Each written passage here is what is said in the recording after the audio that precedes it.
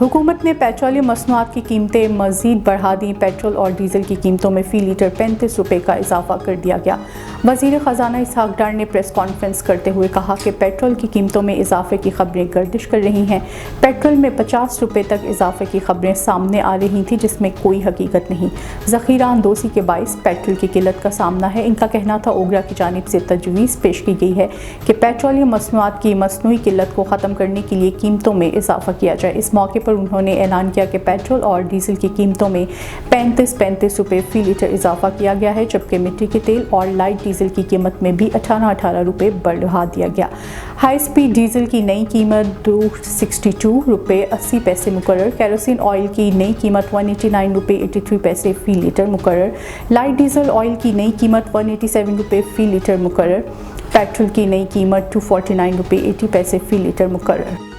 IMF वफ़द के दौरे से पहले हुकूमत ने बजट खसारा पूरा करने के लिए 200 से 600 अरब रुपए तक के इजाफी टैक्स लगाने की तैयारी कर ली। IMF वक़्त से मुज़ाकरात में तय होगा कि कितने नए टैक्स लगाए जाएं और कितने नॉन टैक्स इक़दाम किए जाएं।